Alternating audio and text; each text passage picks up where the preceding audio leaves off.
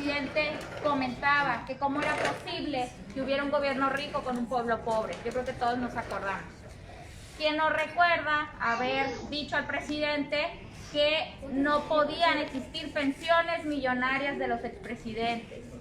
¿Quién nos recuerda haber escuchado al presidente decir que ese avión presidencial se iba a vender? ¿Quién nos recuerda haber dicho que para que nos vaya bien a todos, primero los pobres? Que ese, para mí, esa es la gran frase que define este movimiento de la Cuarta Transformación. Justicia social. Y para que haya justicia social no se pueden tratar igual, me voy a quitar un poco el cubrebocas, no se puede tratar igual a los desiguales. Tenemos que apoyar a quienes nunca en la historia de estos 80 años en nuestro país se había volteado a ver, que es a la gente de abajo.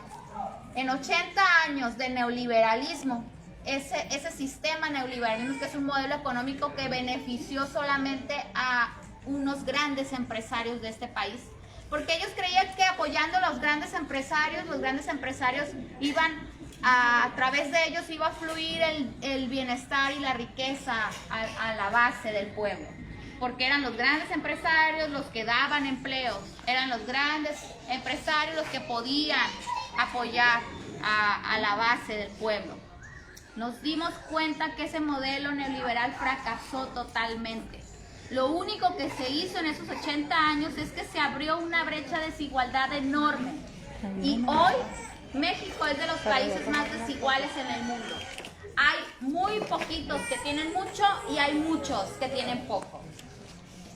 Nos encontramos en esta situación, ¿y qué hizo el presidente? Por eso dijo el presidente, necesitamos ir por un cambio y apoyar de manera directa a la gente. Por eso se están destinando muchísimos recursos en apoyos directamente a los sectores más vulnerables de este país. Se está destinando millones de pesos en dar pensiones dignas a adultos mayores. Se están destinando millones de pesos para dar directamente apoyo a becas a jóvenes que están estudiando la preparatoria pública. Se están destinando millones de pesos para apoyar a los niños y niñas con alguna discapacidad y adultos también con alguna discapacidad. Madres solteras. A los jóvenes que no estudian y no trabajan. Recuerdan que fueron muy criticados los famosos ninis, que así se les apodó de manera despectiva. Pero no se daban cuenta, no despertaban que esos famosos ninis, como ellos les llamaban, es porque no les quedaba otra opción. El gobierno, el sistema en aquel entonces no les daba opción a los jóvenes. Porque los padres con sacrificio mandan a sus hijos a la preparatoria, salen de la preparatoria, quieren brincar a la universidad, y ¿con qué nos topamos? Con miles de rechazados en las universidades autónomas de nuestro estado. Miles de rechazados. ¿Qué les queda a los jóvenes? Buscar un empleo. Se topan con otra pared, porque no es fácil encontrar empleo, y porque los empleos que llegan a encontrar son empleos que no les alcanzan para lo más esencial.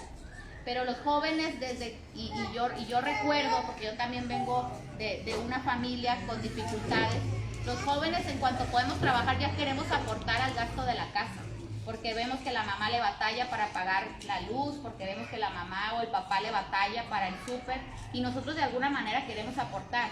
¿Qué es lo que le espera al joven cuando se topa sin estudios y sin empleo y todavía con carencia familiar? Pues se topa con que a la vuelta de la esquina alguien le ofrece una moto y le dice: te voy a dar tanto a la semana y cuídame la zona y darme rondines en la zona. ¿Y qué dice el joven? Pues no estoy estudiando, no estoy trabajando, pues necesito el dinero, pues dame la moto. Y al tiempo ese joven ya no nada más trae la moto, después trae una pistola para que cuide. Y al rato ya no nada más es la pistola, al rato se envuelve en drogas. Es un ciclo vicioso. Por eso como sociedad tenemos que despertar y entender que claro que es fundamental las políticas públicas que desde el gobierno se está dando, pero como sociedad tenemos todavía un compromiso más grande. ¿Cuál es el compromiso como sociedad? En el 2018 fue algo histórico y que a lo mejor muchos aquí no alcanzamos a ver la dimensión, pero hoy estamos viviendo la historia, esto que estamos atravesando desde el 2018 para acá. Nuestros nietos los van a ver en los libros de historia. Andrés Manuel López Obrador ya pasó a la historia de este país. y quienes apoyamos este movimiento, y ustedes como sociedad, ustedes van a recordar que vivieron en tiempos de Andrés Manuel López Obrador. Estamos en un proceso de cambio. Tenemos 2 años y mucha gente, y aparte se nos viene la pandemia, que déjenme decirles que me gusta ejemplificar algo muy sencillo con el tema de la pandemia. Se tenían proyecciones para este año, proyectos que iban a detonar el desarrollo económico de México. ¿Y qué pasa cuando nos cae la pandemia? Pues esos recursos que estaban destinados para ciertos proyectos para detonar el desarrollo, se tuvieron que ir a salud. ¿Por qué? Porque pasa lo mismo nosotros en la familia. Cuando contamos con un sueldo a la quincena o un sueldo al mes, nosotros decimos con este mes o con esta quincena voy a abonar a la Coppel, o voy a pintar la casa, o voy a ir al súper, o me voy a comprar unos zapatos, o nosotros administramos ese recurso y nosotros hacemos proyecciones de los gastos esenciales. ¿Qué pasa cuando un miembro de la familia de nosotros se enferma? Esas proyecciones, esos gastos, a lo mejor el abono de la Coppel va a tener que esperar, o a lo mejor la pintada de la casa, o a lo mejor los zapatos, porque lo más fundamental es la salud. Pasó lo mismo ahora en gobierno. Se tenían proyecciones, se tenían proyecciones a ciertos proyectos, se tuvieron que detener en este año para atender el tema de la pandemia. El tema de la pandemia sanitaria trajo consigo la crisis económica. No solamente hay una crisis sanitaria de salud, sino también hay una crisis económica porque se detuvo el empleo por completo. Entonces estamos en una situación difícil, sí. La pandemia, la que estamos atravesando, esta crisis no es aquí en México, es a nivel mundial. Y nunca había habido una crisis tan fuerte como hoy, en este 2020. Hace 100 años el mundo no atravesaba una pandemia tan fuerte como la que estamos atravesando. Otra cosa histórica. Pese a toda la pandemia, la crisis y las ruinas que nos dejó el gobierno anterior, porque eso también hay que decirlo, y aunque se enoje la oposición, hay que seguir recalcando que recibimos un sistema de salud en ruinas, que recibimos un sistema educativo en ruinas, y que encontramos la administración pública federal como una coladera, fugas por todos lados. ¿Qué es lo que se hace? Se está estabilizando toda la situación. Se está sin dejar apoyar a la gente. Les decía hace un momento que hoy se apoya a la gente directamente. ¿Por qué? Porque los gobiernos anteriores tenían organizaciones y burocracia para entregar un peso. 50 centavos entregaban, esos 50 centavos pasaban por toda una burocracia y por 1000 mesas. Y ya no llegaba nada de dinero.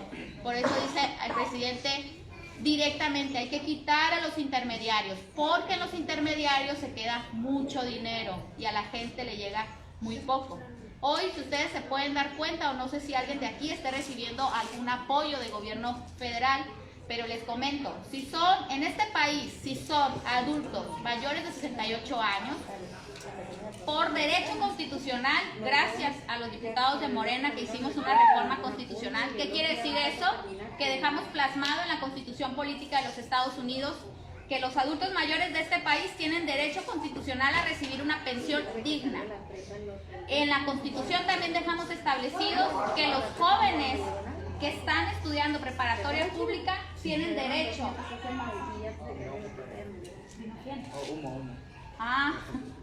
Que los jóvenes que están estudiando preparatoria pública tienen derecho a una pensión, a una beca, perdón.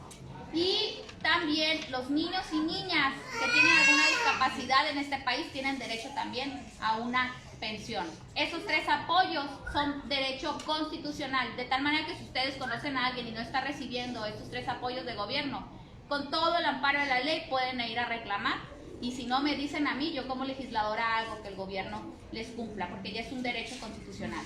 Los demás apoyos, como los apoyos a madres solteras, los apoyos a los adultos con alguna discapacidad, los apoyos a microempresarios, son apoyos que se aprueba una bolsa de tantos recursos, pero en el transcurso del año se va agotando esa bolsa, es decir, no son universales ni son derechos constitucionales. Estos 3 apoyos que les digo, se los informo para que ustedes sepan lo que los legisladores aprobamos en la Cámara y que puedan ustedes exigir ese derecho que les corresponde ya por ley.